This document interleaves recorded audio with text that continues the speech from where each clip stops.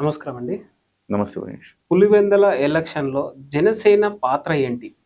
అంటే ఏం జెప్తారు? జనసేన పాత్ర ప్రత్యక్షంగా మీకు కనపడకపోయినా, పరోక్షంగా జనసేన పాత్ర ఉంది అని చెప్పాలి. ఎందుకుంది? 30 ఏళ్లుగా రాజకీయం చేస్తా ఉన్నారక్కడ. 30 ఏళ్లుగా ఏకగ్రీవాలే. ఒక్కసారి కూడా పోటీ చేయలే. మరి తెలుగుదేశం పార్టీ 30 ఏళ్లలో 15 ఏళ్ళు అధికారంలో ఉందిగా. అధికారంలో ఇప్పుడు అనుకోవచ్చు, ఇప్పుడు అధికారంలో ఉన్నాం కాబట్టి పోటీ చేసావు, ప్రజాస్వామ్యాన్ని గెలిపించామని తెలుగుదేశం వాళ్ళు భావించవచ్చు. కానీ ఇందులో జనసేన పాత్ర మరువలేనిది, ఎనలేనిది అని మనం చెప్పచ్చు. ఈ 30 ఏళ్లుగా అందులో ఏకగ్రీవాలు అవుతున్నాయి. భయపడి ఎవరు పోటీ చేయట్ల. అలాంటి చోట్ల 15 ఏళ్ళు తెలుగుదేశం పార్టీ అధికారంలో ఉంది రాష్ట్రంలో ఈ 30 ఏళ్లలో. మరి ఏ రోజు కూడా తెలుగుదేశం పార్టీ ఈ రకంగా చేయలేకపోయిందిగా. మరి ఇవాళ ఎందుకు చేయగలిగింది? ఇవాళ చేసిందంటే దానికి కారణం పవన్ కళ్యాణ్ గారు, జన సైనికులు, జనసేన పార్టీ అని మనం చెప్పచ్చు. అంతర్లీనంగా పులివెందులలో ప్రధానంగా జన సైనికులు చాలా పెద్ద సంఖ్యలో ఉన్నారు. ఎస్పెషల్లీ బలిజ సామాజిక వర్గం కూడా.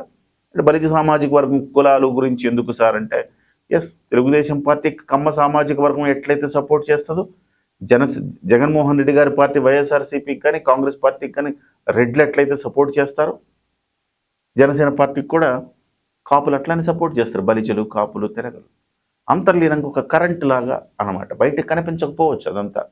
ఒక కరెంటు తీగలో కరెంట్ ఎలా ప్రవహిస్తుందో ఆ రకంగా ఈ సామాజిక వర్గాలు ఆ పార్టీలతో ర్యాలీ అవుతాయి. మన రాష్ట్రమే కాదు, ఇతర రాష్ట్రాలు కూడా. కొన్ని ఉత్తరాదిన కొన్ని పార్టీలకి జాట్లు, బీజేపీ లాంటి పార్టీలకి జాట్లు అండగా ఉంటారు. కర్ణాటక తీసుకుంటే ఒక్కళిగల అనగానే ఒక్కళిగల మొత్తం కూడా జనతాదళ్ ఎస్కి సపోర్ట్గా ఉంటారు. ఒక్కొక్క పార్టీకి ఒక్కొక్క సామాజిక వర్గం ర్యాలీ అవుతుంటుంది. అట్లా ఆ రకంగా తీసుకుంటే బలిజలు జనసేన వైపు ఉన్నారు గట్టిగా. వాళ్ళందరూ కూడా ఇవాళ గట్టిగా బరిలో నిలబడి పోరాడారు. ఇవాళ ప్రత్యక్షంగా జనసేన పార్టీ, జనసేన జెండాలు, జనసేన పోటీ చేయకపోయినప్పటికీ తెలుగుదేశం పార్టీ పోటీ చేసిందంటే కూటమి అభ్యర్థిగా మనం చూడాలి. ఆ కూటమి అభ్యర్థి పోటీ చేసినప్పుడు ఆయనకు మద్దతుగా జనసేన వాళ్ళు గట్టి పోరాటమే చేశారు. ఇవాళ తెలుగుదేశం పార్టీ అంత ధైర్యం చేయగలిగింది అంటే బికాజ్ ఆఫ్ పవన్ కళ్యాణ్ గారు ఇచ్చిన ధైర్యం. ఇవాళ కాదండి, పవన్ కళ్యాణ్ గారు ధైర్యం ఇచ్చారంటే చాలామంది నొచ్చుకుంటారు కావచ్చు. తెలుగుదేశం పార్టీ వాళ్ళు కూడా నొచ్చుకోవాల్సిన అవసరం లేదు. మీకు ఎన్నికల ముందు 2024 ఎన్నికల ముందు కలుగుల్లో దాక్కున్నారు. నేను చెప్పిన మాట కాదు ఇది, సాక్షాత్తు ఏబిఎన్ రాధాకృష్ణ గారు కూడా చెప్పారు. కలుగుల్లో దాక్కున్నారు నాయకులంతా జగన్మోహన్ రెడ్డి గారికి భయపడి. ఆ సమయంలో ఎవడొస్తాడు రండ్రా చెప్పుతో కొడతా అని చెప్పేసి ఫెరోషియస్గా మాట్లాడే జనసేన అధ్యక్షుడు పవన్ కళ్యాణ్ గారు ఆయన మీద చేస్తున్న విమర్శలకు సమాధానంగా ఆయన ఒక ఫెరోషియస్గా మాట్లాడి చూసుకుందాం అని చెప్పేసి అంటే క్షేత్రస్థాయిలో కలబడ్డాడు. ఎప్పుడైతే పవన్ కళ్యాణ్ గారు ఆ రేంజ్లో రిటార్ట్ ఇచ్చాడు ప్రభుత్వానికి, అప్పుడు ధైర్యం వచ్చింది. తెలుగుదేశం పార్టీ శ్రేణులు కూడా అప్పుడు ధైర్యం వచ్చింది.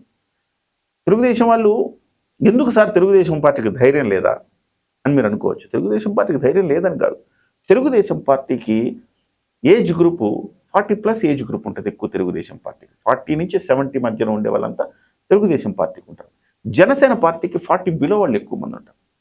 సో 40 బిలో అంటే యువశక్తి ధైర్యము దమ్ముతో పోరాడుతుంది. యువశక్తి 40 ఏళ్ళు దాటితే ఖచ్చితంగా ఇప్పుడు నువ్వు యువకుడి, నీకున్నంత తెగువ నాకు ఉండదు. ఎందుకంటే నేను 40+ కాబట్టి నీకున్నంత తెగువ నాకు ఉండదు.